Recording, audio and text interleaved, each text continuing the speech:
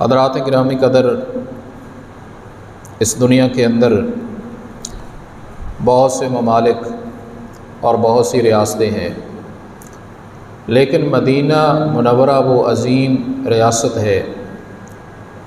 جو اسلام کے نام پہ باقاعدہ اسلامی ریاست قائم ہوئی کہ جب مسلمانوں کو مکہ مکرمہ میں اسلامی تعلیمات کی روح کے مطابق عمل نہ کرنے دیا گیا تو نبی صلی اللہ علیہ وسلم کی قیادت میں اور آپ علیہ الصلاۃ والسلام سمیت مسلمانوں نے مکہ کو چھوڑ دیا اور مدینہ منورہ تشریف لے آئے، جہاں باقاعدہ اسلامی ریاست قائم ہوئی اسلام کے نام پر۔ اور اسی طرح عظیم ریاست اور مملکت جس میں ہم رہتے ہیں پاکستان، یہ ریاست اور ملک بھی خالصتاً اسلام کے نام پہ قائم ہوا۔ ہندوستان اور انڈیا میں بسنے والے مسلمانوں نے اپنے گھروں کو چھوڑا، اپنی جائیدادوں کو چھوڑا اور قربانیاں دی ہر طرح کی، اور سب کو چھوڑ کے وہ پاکستان میں ہجرت کر کے آئے اسلام کے لیے، جیسے مکہ کے مسلمان ہجرت کر کے مدینہ میں گئے اسلام پر عمل کرنے کے لیے، اسی طرح ہندوستان اور انڈیا کے مسلمان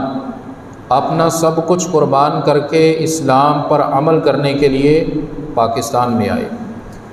تو پاکستان کی بنیاد اسلام اور لا الہ الا اللہ، اور یہ نعرہ جو اس وقت سے لے کے آج تک گونج رہا ہے اور انشاءاللہ قیامت تک قائم رہے گا، جس نے پاکستان کے مقصد کو واضح طور پہ متعین کر دیا ہے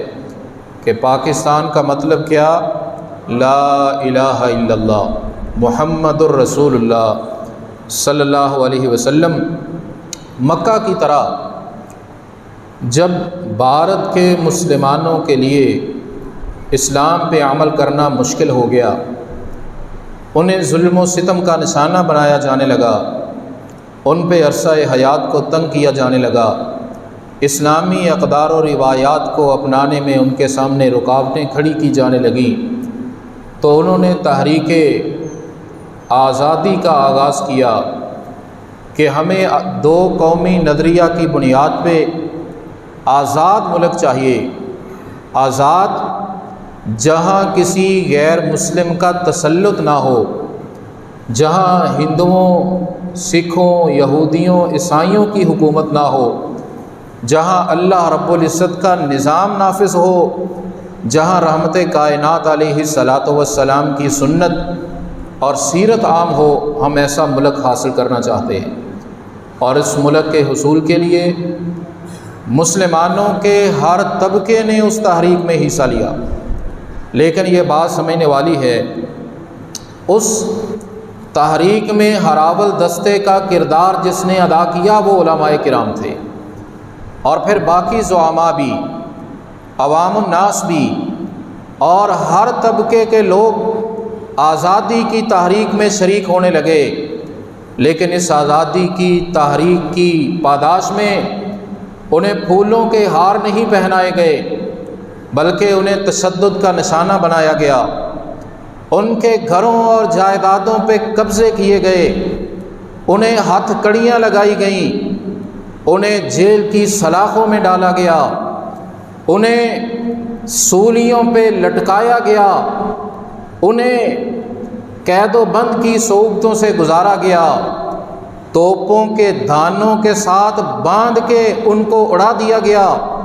اور اس تحریک کو وہابی تحریک کا نام دیا گیا۔ وہابی کو باغی کے معنی میں سمجھا گیا، جو انگریز کا باغی، جو انگریز کے نظام اور قانون کا باغی، اور اتنی کثرت کے ساتھ علماء کو پھانسیاں دی گئیں۔ حضرات گرامی قدر، اگر ہم غور سے اس تحریک کا مطالعہ کریں، ایسے موقع بھی آئے کہ سینکڑوں کی تعداد میں نہیں، ہزاروں کی تعداد میں علماء کو پھانسیاں دی گئیں، انہیں درختوں کے ساتھ لٹکایا گیا، اور تحریک آزادی کے صفوں پہ آج بھی ثبت ہے، کئی علاقوں سے علماء دفن ہوئے انہیں قبروں سے نکال کے پھر لٹکا دیا گیا۔ لیکن یہ تحریک آزادی اور ہمارے اسلاف استقامت کا پہاڑ بنے، آزادی کی تحریک آگے ہی بڑھتی چلی گئی، اور آزادی کی تحریک اس ظلم و ستم کے سامنے رکنے کے لیے تیار نہیں ہوئی۔ پھر مسلم لیگ قائم ہوئی۔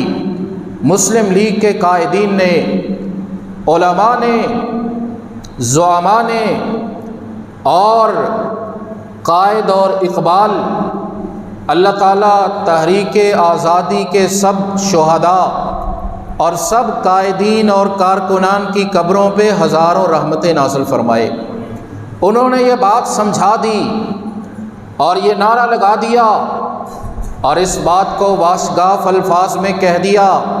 لے کے رہیں گے پاکستان، بن کے رہے گا پاکستان۔ اور انہوں نے انگریز کی آنکھوں میں آنکھیں ڈال کے ہندوؤں کے سامنے بھی اس بات کو ظاہر کر دیا، فَقْضِ مَا أَنْتَ قَاضٍ، جو تم کر سکتے ہو کر لو، تم تیر آزماؤ، ہم جگر آزمائے، ظلم و ستم کے جو پہاڑ تم نے گرم کرنے ہیں کر لو، لیکن بن کے رہے گا پاکستان، لے کے رہیں گے پاکستان۔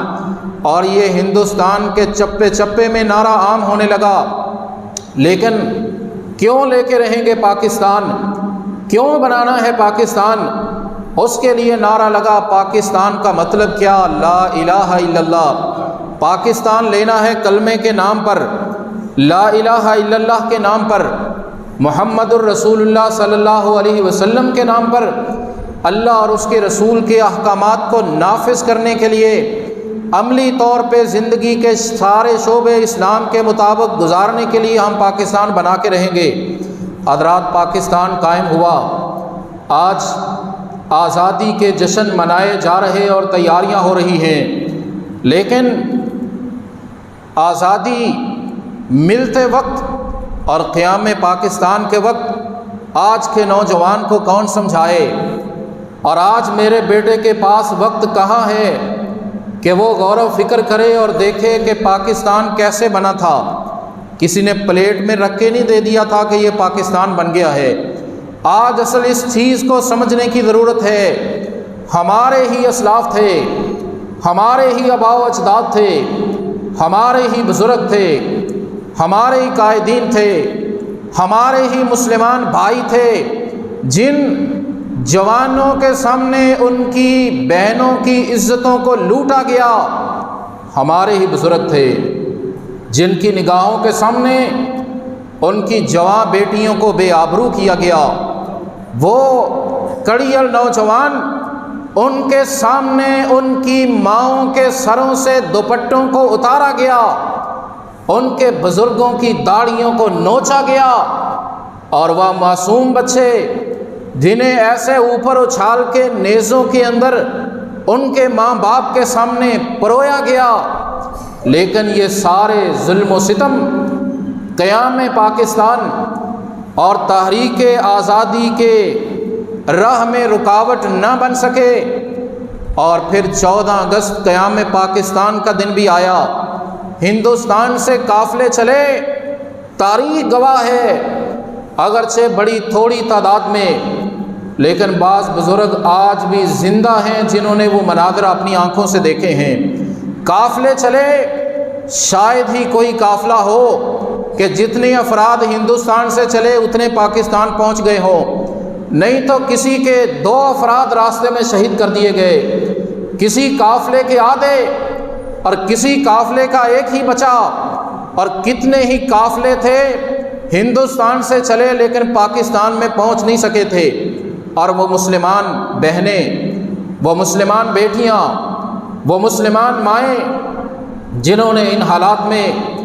اپنی عزتوں کو بچانے کے لیے کنوؤں کے اندر چھلانگیں لگا دیں، نہروں میں کود گئیں، اپنی عزتوں کو تو بچایا جا سکے۔ اور جب ٹرین ہندوستان سے چلتی ہے، گنڈا سنگھ کے بارڈر پہ آ کے رکتی ہے، اس میں دیکھا گیا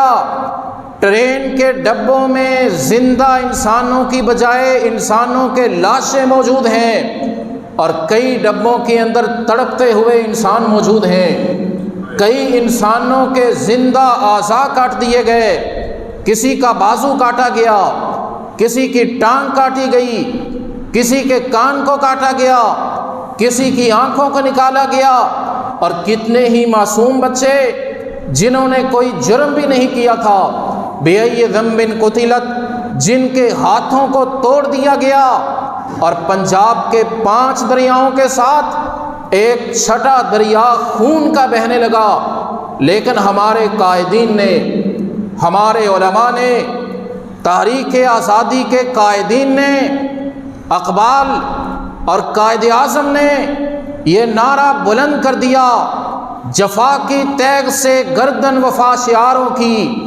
کٹی ہے برسر میدان مگر جھکی تو نہیں۔ ان گردنوں کو کاٹا تو جا سکتا ہے، لیکن عرش والے کے علاوہ کسی کے سامنے جھکایا نہیں جا سکتا۔ حضرات گرامی قدر، قیام پاکستان اور پھر آج جشن آزادی کی تیاریاں ہو رہی ہیں، آج جھنڈیاں خریدی لگائی جا رہی ہیں، اور میوزک کے پروگرام ہو رہے ہیں۔ آج ضرورت اس امر کی ہے، آج نوجوانوں کو، جشن آزادی منانے والوں کو اور اپنے جوان بیٹوں کو، اپنی نئی نسل کو اپنی یہ تاریخ بتائی جائے، سنائی جائے، دہرائی جائے، پڑھائی جائے، ان کو بتایا جائے کہ پاکستان کیسے بنا ہے اور کیسے ہمارے بزرگوں نے بنایا ہے، اور کیا اس کے لیے قربانیاں دی ہیں، آزادی کس سے حاصل کی، کیوں حاصل کی، اور آزادی ہے کیا۔ آج تو یہ سمجھا جا رہا ہے، اور بھاری اکثریت یہ سمجھ رہی ہے کہ آج آزادی ہے، اور آزادی کا آج معنی کیا ہے؟ آزادی ہے جس نے شراب پینی ہے پی لے، آزادی ہے جو گانا سننا چاہے سنے، جو فحش فلمیں دیکھنا چاہے دیکھے، آزادی ہے، کوئی برہنہ ہو کے بازاروں میں چلنا چاہے، آزادی ہے، اسلامی اقدار و روایات کا کوئی مذاق اڑانا چاہے تو آزادی ہے، کوئی حرمت رسول پہ حملہ کرے اس کو تحفظ کی کوشش کی جاتی ہے، اور کوئی سنت رسول کی مخالفت کرے اس کو آزادی ہے، کوئی اسلامی معاشرے میں فحاشی اور عریانی کو عام کرنے کی کوشش کرے اس کو آزادی ہے، تعلیمی اداروں میں ناچ گانے کا بندوبست کیا جائے، آرٹ اور فن کے نام پہ ہم آزاد ہیں، ہمیں آزادی ہے۔ حضرات، یہ آزادی کا تصور ہمیں کس نے دیا ہے؟ یہ شیطان کی آزادی ہے، یہ کفر کی آزادی ہے، یہ یورپی تہذیب کی آزادی ہو سکتی ہے، لیکن یہ مسلمانوں کی آزادی نہیں ہے۔ مسلمانوں کی آزادی، پاکستان کی آزادی، پاکستانیوں کی آزادی کا معنی یہ ہے ہم اللہ کے سوا ہر کسی کے بنائے ہوئے قانون سے آزاد ہیں، ہم کافروں کی تہذیب اور کلچر سے آزاد ہیں، ہم ان کے فیشن سے آزاد ہیں، ہم ہر طرح کے بنائے ہوئے قوانین ان سے آزاد ہیں، ہم غلام ہیں، اللہ کے غلام ہیں، اس کے رسول کے سچے غلام ہیں۔ یہ مسلمان کی آزادی ہے۔ اور اگر کوئی مسلمان یہ سمجھے، اگر کوئی نوجوان یہ سمجھے کہ آزادی کا معنی وہی ہے کہ ناچ گانا، فحاشی عریانی، اچھلو کودو، جو مرضی کرو، کیا انڈیا میں ناچ گانے پہ، فحاشی عریانی پہ کوئی پابندی تھی؟ اگر وہاں یہ کام کرنا چاہتے تو کیا ہندو نہیں کرنے دیتے تھے؟ یہ سارے کام تو وہاں بھی ہو سکتے تھے۔ اور اگر آج کوئی یہ سمجھے آزادی کا مطلب اللہ کے احکامات سے آزادی ہے، رسول اکرم علیہ الصلاۃ والسلام کی تعلیمات سے آزادی ہے، اسے سمجھ لینا چاہیے جو اللہ رسول سے آزاد ہونا چاہے وہ تو مسلمان بھی نہیں رہتا۔ مسلمان کی آزادی کا مطلب یہ ہوتا ہے بندوں کی غلامی سے آزادی، اللہ اور اس کے رسول کی پکی غلامی، یہ ہماری آزادی ہے۔ اللہ کی غلامی، اس کی فرما برداری، اور اللہ رب العزت کی فرما برداری اور بندگی میں بندوں کے بنائے ہوئے قوانین کو رکاوٹ نہ بننے دینا، رسول اکرم علیہ السلام کی تعلیمات اور سنت پہ عمل کرتے ہوئے نہ کسی کی دھمکی، نہ کسی کا لالچ، نہ کسی کا رعب، نہ کسی کا دبدبا، نہ کسی کی چمک دمک، نہ کوئی کافروں کی تہذیب اور کلچر، کوئی چیز رکاوٹ نہ بنے۔ یہ ہماری آزادی ہے، اور آزادی کے تحریک آزادی کے قائدین نے، تحریک آزادی کے زعماء نے اور مسلمان شہداء نے اسی نعرے کو لگا کے یہ بات ہمیں سمجھا دی کہ آزادی لا الہ الا اللہ، پاکستان کا مطلب کیا؟ لا الہ الا اللہ، یہی ہماری آزادی ہے۔ اسی لیے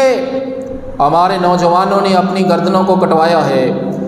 اسی لیے بہنوں اور بیٹیوں نے قربانیاں دی ہیں، اسی لیے بچوں کو شہید کیا گیا، اسی لیے بوڑھوں کو، ان کے باپوں کو نوجوانوں کے سامنے تڑپایا گیا اسلام پہ عمل کرنے کے لیے۔ ادخلوا فی السلم کافہ، پورے اسلام پہ عمل کرنے کے لیے، اسلام کو اپنانے کے لیے ہندوستان، انڈیا میں رہتے ہوئے، کیونکہ پورے اسلام کو اپنانے اور عمل کی اجازت نہیں دی جا رہی تھی۔ آج ایک طرف سے یہ کوشش ہو رہی ہے، پاکستان بن تو گیا الحمدللہ، لیکن اس کے قیام کے فوراً بعد سے جو طاقتیں اس کے بننے میں رکاوٹ تھیں، ان کی کوشش رہی کہ پاکستان بن تو گیا لیکن اس کے مقصد سے اس کو دور کر دیا جائے، اس میں اسلام کا نفاذ نہ ہو، اس میں قرآن و سنت کی تعلیمات عام نہ ہو، اسلامی حدود کا یہاں قیام نہ ہو، اسلامی اقدار و روایات کا یہاں بول بالا اور چرچا نہ ہو۔ اور اس سے آگے بڑھ کے مسلمانوں میں سے، پاکستانیوں میں سے بعض کو یہ بات سمجھائی، اور وہ یہ گیت گانے لگے کہ نہیں جی، پاکستان مذہب کے نام پہ نہیں بنا، یہ تو ایک سیکولر ریاست ہے، سیکولر ریاست ہے۔ اور بڑے بڑے عہدیداروں نے یہ کہا کہ ملک کا، ریاست کا مذہب ہونا ہی نہیں چاہیے، ریاست کا مذہب نہیں ہونا چاہیے۔ کتنی حیرت کی بات ہے، جس مقصد کے لیے سینکڑوں، ہزاروں نہیں لاکھوں شہداء نے قربانیاں دی ہیں، آج اس مقصد سے ہی انکار کر دیا جائے۔ ایسے جیسے سورج چڑھا ہوا اور دوپہر کا ٹائم، انسان کہے نہیں آدھی رات ہے، رات کا ٹائم ہے، لیکن قائد اعظم رحمہ اللہ تعالی، بانی پاکستان، ان کے بے شمار خطابات، ان کی 20 تقاریر اور ان کے بہت سے انٹرویوز جو آج بھی موجود ہیں، انہوں نے بڑے کھلے الفاظ میں اس بات کا اظہار کیا کہ مسلمانوں کی قومیت کی بنیاد لا الہ الا اللہ ہے، اور قائد اعظم نے یہ فرما دیا، ہم پاکستان کا حصول ایک زمین کا ٹکڑا حاصل کرنے کے لیے نہیں کرنا چاہتے، بلکہ ہم اسلامی اصولوں کو یہاں آزمانا چاہتے ہیں اور پاکستان کو اسلام کا قلعہ بنانا چاہتے ہیں۔ جب ان سے پوچھا کہ آپ ریاست بنا رہے، پاکستان کا آئین کیا ہوگا، پاکستان کا قانون اور دستور کیا ہوگا، تو بانی پاکستان نے فرما دیا، میں کون ہوتا ہوں پاکستان کا آئین اور قانون بنانے والا؟ پاکستان کا آئین اور قانون 1300 سال پہلے قرآن کی شکل میں ہمارے پاس آ چکا ہے، وہی پاکستان کا آئین ہے، وہی پاکستان کا قانون ہے۔ اور اسی بات کو علامہ اقبال رحمہ اللہ تعالی نے، شاعر مشرق نے، بہت سی جگہوں پہ اپنے بہت سے نثری خطابات میں اور اپنے اشعار میں بھی اس بات کو واضح کر دیا کہ اپنی ملت پر قیاس اقوام مغرب سے نہ کر، خاص ہے ترکیب میں قوم رسول ہاشمی، ان کی جمعیت کا ہے ملک و نسب پر انحصار، اور قوت مذہب سے مستحکم ہے جمعیت تیری۔ علامہ اقبال نے بھی یہ بات سمجھا دی، تم اپنے ملک کو کافروں کے ملک پہ قیاس نہ کرو، اپنی قوم کو کافروں کی قوم کی طرح نہ سمجھو، خاص ہے ترکیب میں قوم رسول ہاشمی، رسول ہاشمی علیہ الصلاۃ والسلام کی قوم سرور کائنات علیہ الصلاۃ والسلام کی امت کے بننے میں، جڑنے میں، تشکیل پانے میں اس کا اپنا ایک مزاج ہے، اس کا اپنا ایک لاہ عمل ہے، اس کی اپنی تعلیمات ہیں، اس کے اپنے اقدار و روایات ہیں، اس کی اپنی تہذیب اور کلچر ہے۔ ان کی تہذیب تو نسب پہ اور ملک پہ انحصار کرتی ہے، نسل کی بنیاد پہ، رنگ کی بنیاد پہ، قومیت کی بنیاد پہ، لیکن قوت مذہب سے مستحکم ہے جمعیت تیری، مسلمان تیری جمعیت وہ مذہب کے ساتھ مستحکم ہے، مذہب سے وابستہ ہے۔ اس میں کوئی شک ہی نہیں کہ یہ جو قربانیاں دی گئیں پاکستان کے قیام کے لیے، یہ صرف اسلام کے نام پہ دی گئیں، اللہ رسول کے کلمے کو بلند کرنے کے لیے، سرور کائنات علیہ الصلاۃ والسلام کی لائی ہوئی شریعت پہ پوری طرح عمل کرنے کے لیے۔ اس لیے آج جشن آزادی کا جب قوم میری منا رہی ہے اور 14 اگست قریب آ رہا ہے، ان باتوں کو دہرانے کی، ان کو سمجھنے اور سمجھانے کی ضرورت ہے۔ پاکستان کیوں بنایا گیا؟ کس مقصد کے لیے بنایا گیا؟ کیا ہم اس مقصد میں کامیاب ہو گئے؟ اور پھر آزادی، مسلمان کی آزادی کا مطلب کیا ہے؟ آزادی کے تقاضے کیا ہیں؟ آزادی کا تقاضا یہ ہے، اللہ رب العزت نے ہمیں ملک عطا کر دیا، ہمیں اپنی اسٹیٹ اور ریاست عطا کر دی، ہمیں ان سے آزادی عطا کر دی، اور غیروں سے آزادی، انسانوں سے آزادی اللہ رب العزت کی بہت بڑی نعمت ہے، بہت بڑی نعمت ہے۔ وگرنہ آج پوچھ کے دیکھیں برما کے مسلمانوں سے، آج سوال کر کے دیکھیں فلسطین کے مسلمانوں سے، آج پوچھ کے دیکھ لیں انڈیا کے مسلمانوں سے، آج جائزہ لے لیں کشمیر کی صورتحال کا، کس طرح ظلم و ستم کیا جا رہا ہے۔ اللہ رب العزت کی رحمت ہے، اس کی نعمت ہے، ہمیں آزادی مل گئی، لیکن آزادی کے تقاضوں کو پورا کرنا یہ ہماری ذمہ داری ہے۔ جب قیام پاکستان کے وقت سے لے کے آج تک صحیح طور پہ اس کے مقصد کو نہیں اپنایا گیا، اس کی پاداش میں اللہ رب العزت نے کئی طرح سے ہمیں جھنجھوڑا ہے اور ہمیں راہ راست پہ لانے کی کوشش کی ہے، اور جب ہم سنبھلتے نہیں، آدھا ملک تو پہلے ہی ہم اپنا گنوا چکے، ٹوٹ چکا، وہ بنگلہ دیش بن چکا ہے۔ آج بھی پاکستان کا استحکام اگر ہے، اس کے مقصد کے ساتھ وابستہ ہے۔ اس لیے آزادی کا تقاضا یہ ہے جو رب کائنات نے اپنے کلام پاک میں بیان کر دیا، الذین ان مکناہم فی الارض اقاموا الصلاۃ وآتوا الزکاۃ، اگر میں زمین میں تمہیں اقتدار اور اختیار عطا کر دوں، تمہیں ملک دے دوں، تمہیں اسٹیٹ دے دوں، تمہیں زمین کا کوئی خطہ دے دوں، تمہارا کام کیا ہے؟ سب سے پہلا کام اقاموا الصلاۃ، بذات خود نماز کی پابندی کرو، دوسروں سے پابندی کرواؤ، وآتوا الزکاۃ، خود بھی زکوٰۃ ادا کرو، زکوٰۃ کا نظام رائج کرو، امیروں سے اور صاحب حیثیت لوگوں سے زکوٰۃ وصول کرو اور غرباء اور فقراء تک پہنچاؤ، تاکہ جڑاں والے کا جو واقعہ ہوا، جس باپ نے اپنی 2 بچیوں کو اپنے ہاتھوں سے ذبح کر کے خودکشی کر لی، اس طرح کے واقعات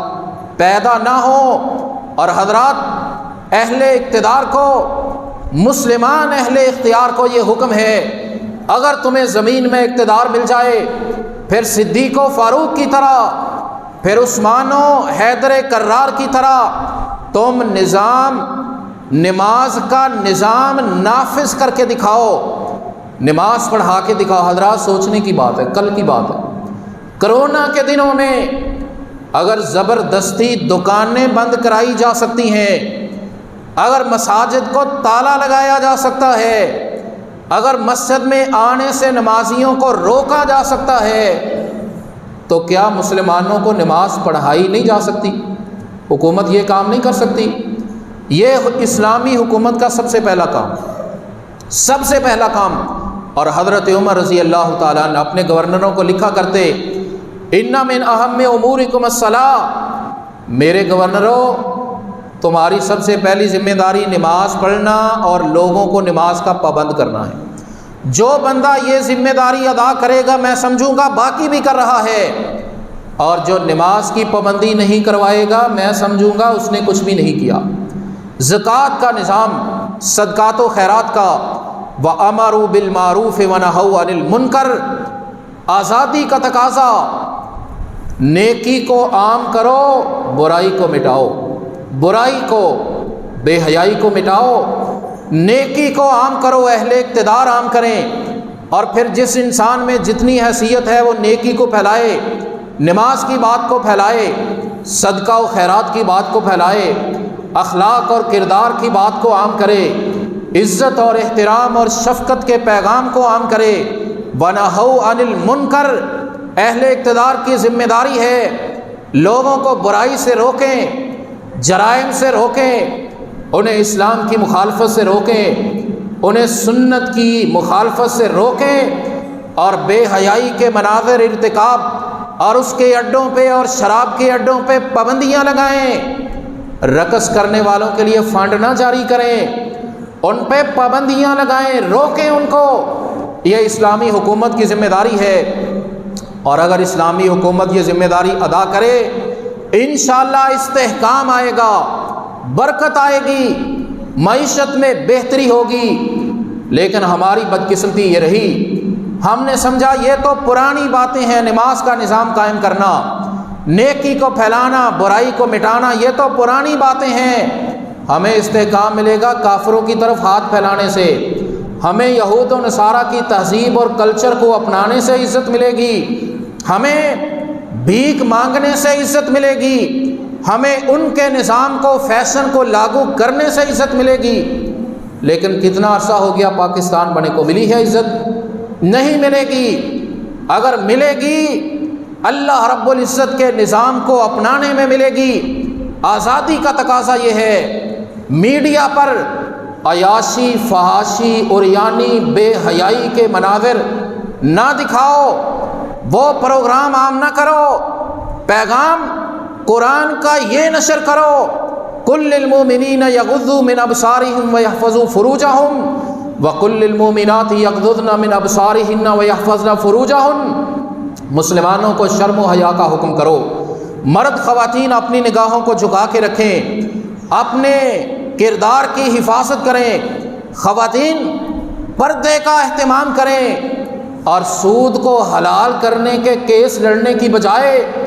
قرآن کا یہ پیغام عام کرو، وَذَرُوا مَا بَقِيَ مِنَ الرِّبَا إِن كُنتُم مُؤْمِنِينَ، اگر مومن ہو اسلام کو اپناؤ، سود کو چھوڑو۔ اللہ اور اس کے رسول کے خلاف یہ جنگ ہے۔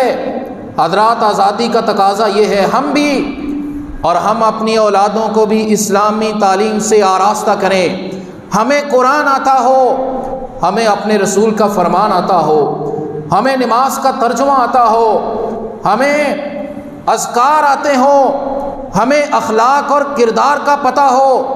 یہ آزادی کا تقاضا ہے۔ اور آزادی کا تقاضا یہ ہے،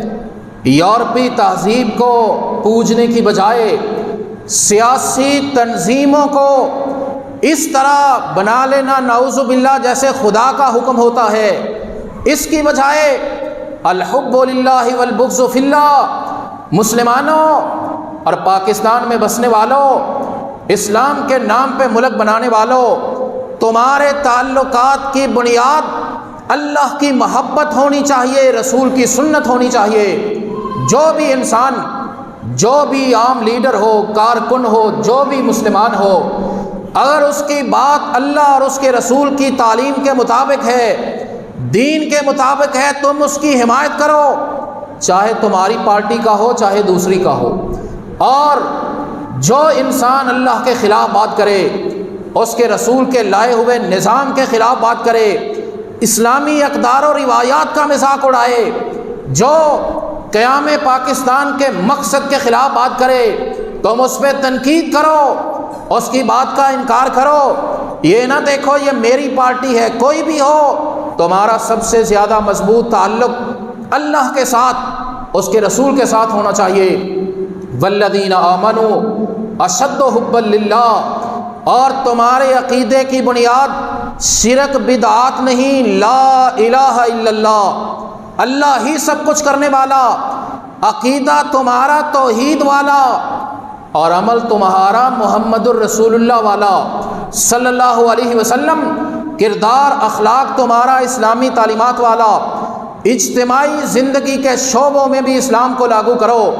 اور اسلام مسجد تک نہیں ہے، اسلام بازار میں بھی، اسلام گھر میں بھی، اسلام دکان پہ بھی، اسلام جنازے پہ بھی، اسلام شادی میں بھی، اسلام تعلیمی اداروں میں بھی، اسلام شاپنگ سینٹروں میں بھی، اسلام سڑکوں اور بازاروں میں بھی، اسلام اسمبلیوں میں بھی، اسلام سینٹ میں بھی، ریڑھی لگانے والے سے لے کے صدر کی کرسی تک ہر جگہ اسلام نظر آنا چاہیے۔ ادخلوا فی السلم کافہ۔ لیکن اگر تمہارے پاس زیادہ طاقت نہیں ہے تو کم از کم اپنے جسم پہ تو اسلام نافذ کرو۔ یہ انتظار نہ کرو جب پورے ملک میں اسلام نافذ ہوگا میں بھی اسلام پہ عمل کر لوں گا۔ ایک بندہ ہم اسلام پہ انفرادی طور پہ عمل کریں، ہمارے لیے کیا رکاوٹ؟ نماز پڑھیں، کوئی رکاوٹ ہے؟ قرآن حکیم کی تلاوت کریں، کیا رکاوٹ ہے؟ اور اگر ناراض نہ ہو سنت کے مطابق داڑھی رکھ لیں تو اس میں کیا رکاوٹ ہے؟ اگر خاتون پردہ کرے اس کے لیے کیا رکاوٹ ہے؟ اسلام پہ انفرادی طور پہ پاکستان، ایک تو ہم مسلمان ہیں، ہمارا فرض ہے، دوسرے نمبر پہ ہم اس ملک میں رہ رہے ہیں جس کو بنانے کے لیے لاکھوں لوگوں نے قربانیاں ہی اس لیے دی ہیں کہ ہم اسلام پہ عمل کریں۔ اگر اسلام پہ عمل نہیں کرتے، جہاں اللہ رسول سے ہم وعدہ پورا نہیں کر رہے، وہاں ہم شہداء کے خون سے بھی غداری کا ارتکاب کر رہے ہیں۔ ہم اپنی شکل اسلام کے مطابق بنائیں، ہم اپنا لباس اسلام والا پہنیں، ہم خوشی اسلام کے مطابق کریں، ہماری غمیاں اسلام کے مطابق ہو، ہمارا کاروبار اسلام کے مطابق ہو، ہمارے گھر کا ماحول اسلام کے مطابق ہو۔ صبح اٹھتے ہی گانے بجانے کی رقاصہ عورتوں کی آوازیں نہ آئیں، قرآن کی آواز آئے، رسول کی سنت کی آواز آئے۔ اور اگر ہم ان تقاضوں کو پورا کرنے والے ہو جائیں، انشاءاللہ پاکستان مستحکم رہے گا، پھر اس کی معیشت بھی بہتر ہوگی، پھر یہ اسلام کا قلعہ بھی بنے گا، ہماری عزت بھی بحال ہوگی۔ ہمیں ضرورت ہے اپنی حد تک ہم عمل کریں، دوسروں کا انتظار کرنے کی بجائے جو ہم کر سکتے ہیں وہ تو کریں، قدم بڑھائیں اور اللہ رب العزت سے توفیق مانگیں کہ ہم ہیں عرض پاکستان کے ذروں کی حرمت کے امین، اور ہم ہیں حرف لا الہ کے ترجمان بے خطر۔ وآخر دعوانا ان الحمد للہ رب العالمین۔ حضرات محترم، اگست کا یہ مہینہ اور یہ تاریخیں ہمارے لیے اس اعتبار سے بڑی اہم ہیں کہ یہ قیام پاکستان کے دن ہیں۔ ان دنوں میں ہمیں اپنی وہ پوری تاریخ سامنے رکھنی چاہیے، ہمیں تحریک آزادی کے خد و خال کا پتہ ہونا چاہیے، اور ہمیں اپنی نوجوان نسل اور بیٹوں کو یہ حالات و واقعات بتانے چاہیے کہ پاکستان کیوں بنا، کیسے بنا، مقصد کیا تھا، اسلام کا نفاذ اور پورے اسلام پہ عمل، جس کے لیے مسلمانوں کے ہر طبقے نے قربانیاں دی اور یہ قربانیاں لاکھوں کی تعداد میں ہیں۔ آج ہمارے پاس یہ ملک امانت ہے، ہمارا فرض ہے اپنی حد تک ہم اسلام کے مطابق عمل کریں، اور اس سے آگے بڑھ کے جتنی ہمارے پاس طاقت ہے ہم کوشش کریں کہ پاکستان کے ہر شعبے میں اسلام نافذ ہونا چاہیے۔ جتنا ہم کر سکتے ہیں اتنا تو کریں، لیکن آج کے جو حالات پاکستان کے وہ انتہائی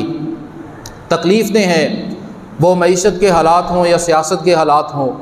یا وہ کردار اور اخلاق کے حالات ہوں، ان سارے حالات کا تقاضا بھی یہ ہے کہ ہم نے بہت سے تجربات کر کے دیکھ لیے، اسلامی تعلیمات کو نافذ کیا جائے، اللہ رسول سے کیے ہوئے وعدوں کو پورا کیا جائے، اور شہداء کی آرزوؤں کو پورا کرنے کی کوشش کی جائے۔ انشاءاللہ ہمارے حالات بہتر ہوں گے۔ لسانی، گروہی